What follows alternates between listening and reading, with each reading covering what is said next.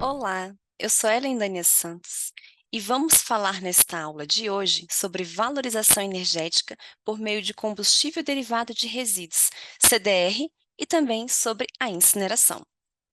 Bom, outras duas formas de transformar o resíduo sólido em energia é por meio da sua transformação em combustível derivado de resíduos, CDR, e também por meio de um processo chamado incineração. Primeiro, vamos ver aqui o que é esse CDR. O combustível derivado de resíduo é produzido por trituração de resíduos sólidos urbanos ou resíduos industriais para utilização como combustível. Pode ser produzido também utilizando-se de lodo de estações de esgoto e biomassa. O CDR é um termo que se aplica a materiais com valor calorífico e que são removidos de fluxo dos resíduos sólidos. Vamos ver? Então, vejamos aqui os critérios para segregação. No caso dos metais, há uma atratividade por esse tipo de material por parte do mercado. Logo, eles são separados e comercializados. Os plásticos, parte deles não possui reciclabilidade, né? Os que são recicláveis possuem um valor de mercado, uma reciclabilidade, eles são separados e comercializados. Os que não têm essa reciclabilidade, eles acabam indo para aterros sanitários, né? E, ao invés de ir para aterro sanitário, eles podem ser transformados em CDR. Os resíduos orgânicos, eles podem ser encaminhados para compostagem, para uma digestão anaeróbia e também para aterros sanitários. E o rejeito desses processos de compostagem de digestão anaeróbia pode ser utilizado para a produção de combustível derivado de resíduos, o CDR. Né? Logo, a gente percebe que o CDR, esse combustível, ele é a utilização dos rejeitos dos processos de triagem e tratamento.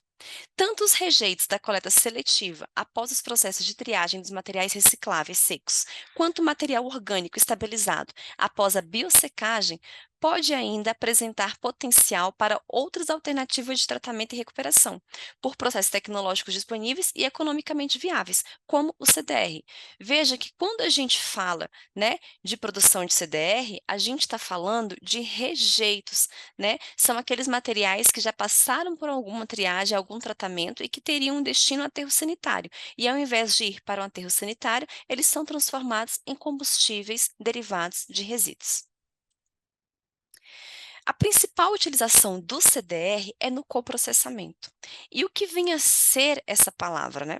O coprocessamento é a utilização de materiais derivados de resíduos para substituir recursos naturais minerais, reciclagem de materiais ou combustíveis fósseis tradicionais como carvão, óleo, combustível, gás natural em processos industriais.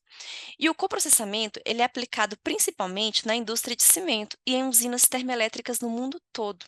A indústria cimenteira tem metas de diminuir a utilização de combustíveis fósseis não renováveis até 2050 e substituir por combustíveis alternativos, como, por exemplo, o combustível derivado de resíduos. Os fornos de cimento, gente, eles possuem características favoráveis à queima de resíduos sólidos na forma de CDR. Com altas temperaturas, chega a ser superior a 1450 graus Celsius, há uma destruição total dos componentes orgânicos e não gera cinzas. Essas cinzas acabam sendo incorporadas ao processo, ao cimento. Aqui a gente tem uma imagem, né, de uma fábrica de cimento, uma visão externa dessa fábrica de cimento. E aqui um esquema que demonstra como é esse processo de fabricação do cimento e onde aqui entraria esse CDR nesse processo. Bom, numa fábrica de cimento, para que haja essa produção, há uma extração de matéria-prima, né? Uma mina de calcário, por exemplo. Essa matéria-prima, ela passa por um processo de moagem, mistura, homogeneização e vai para um forno rotativo. Nesse forno rotativo, acontece o que a gente chama de clinkerização, tá? O clinker, ele é um produto intermediário da fabricação do cimento, constituído por sílica, alumínio e ferro. É obtido a partir da queima em altas temperaturas de calcário e argilas e CDR em fornos rotativos. Então é aí que entra, né, o CDR é nessa parte da clinkerização. Depois de formado o clinker, ele vai para o resfriamento, moagem e ensacamento do cimento. A boa notícia é que o processo de fabricação do clinker não gera resíduos sólidos, pois as cinzas provenientes da queima dos combustíveis no forno rotativo são incorporadas ao próprio clinker, ou seja, ao próprio cimento. Vamos entender melhor como é que acontece esse coprocessamento? Vamos assistir um vídeo que a gente vai poder visualizar essas etapas que a gente mencionou agora.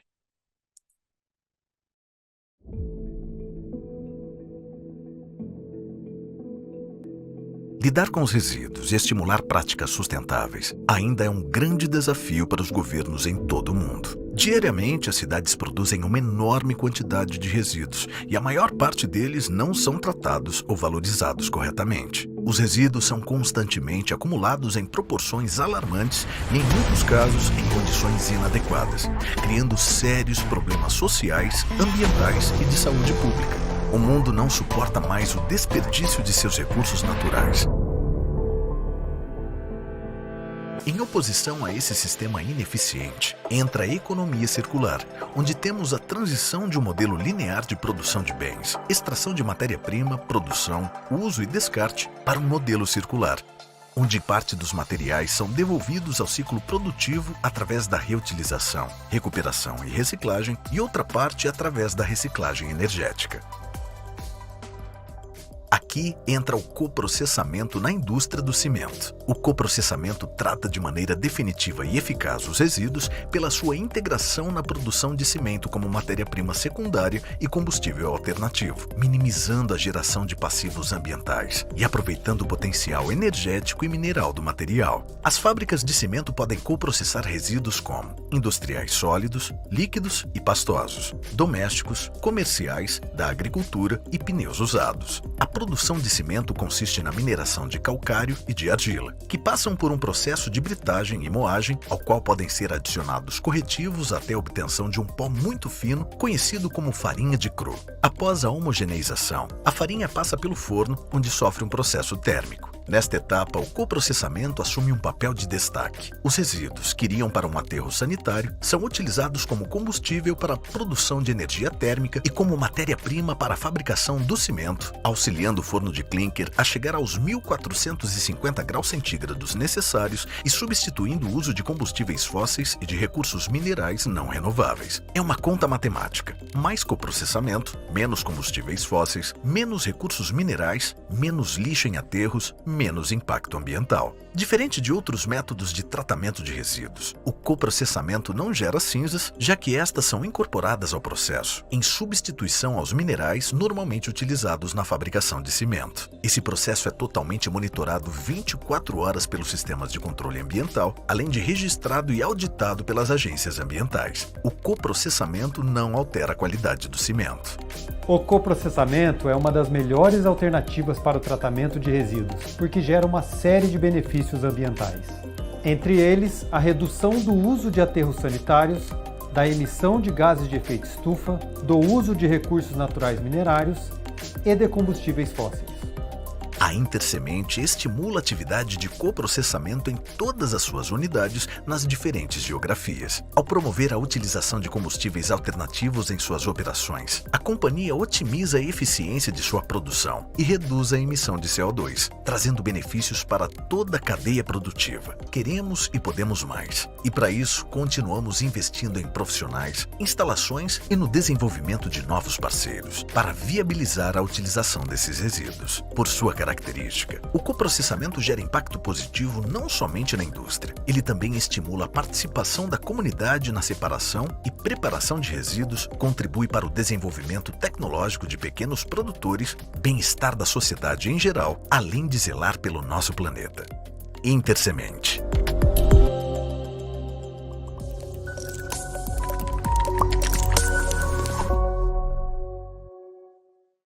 Viram?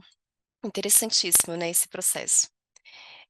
Sobre o CDR, podemos citar algumas desvantagens e alguns fatores limitantes, né, também, além das desvantagens que nós acabamos de visualizar. Como desvantagem, existe o alto consumo de energia elétrica, que é dissipada, não recuperável, e a possibilidade de contaminação do CDR pela presença de metais. Então, tem que ter uma seleção de resíduos que podem ser transformados em CDR. Nem todos têm essa possibilidade, porque podem prejudicar a própria indústria, né? A transformação dos materiais em cimento. Como fatores limitantes, podemos citar que a viabilidade econômica para municípios que têm uma cimenteira num raio de 150 quilômetros da planta de tratamento de resíduos sólidos.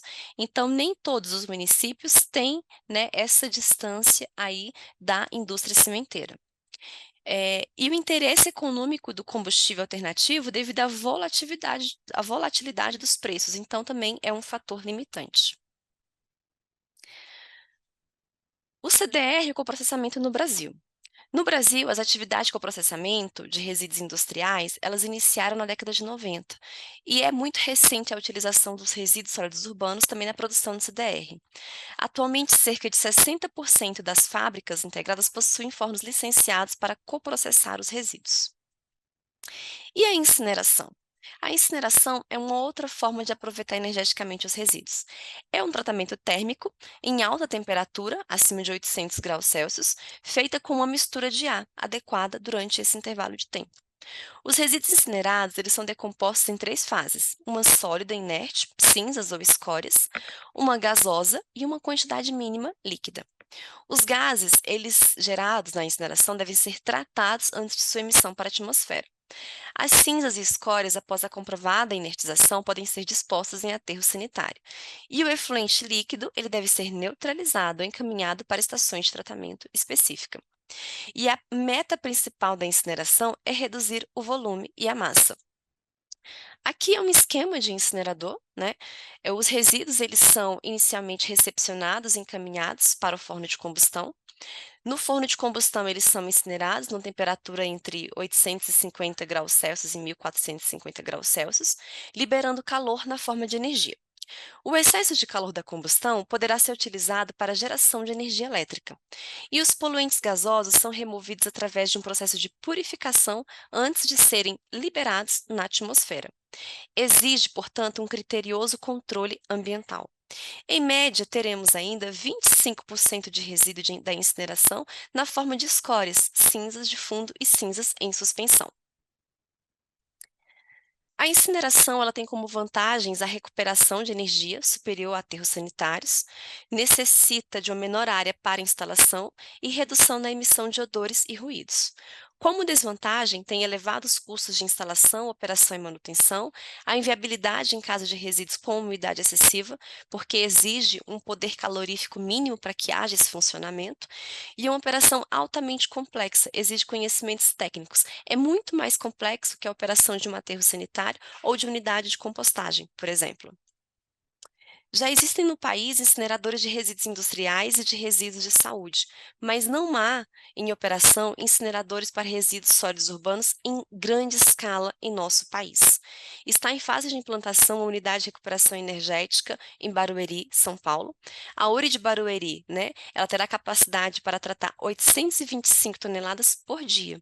Outras duas plantas de recuperação energética receberam suas licenças ambientais de implantação, de Mauá, em São Paulo, e a outra no Caju, na cidade do Rio de Janeiro. Aqui estão algumas referências que tratam desses assuntos e agradeço mais uma vez a atenção de vocês.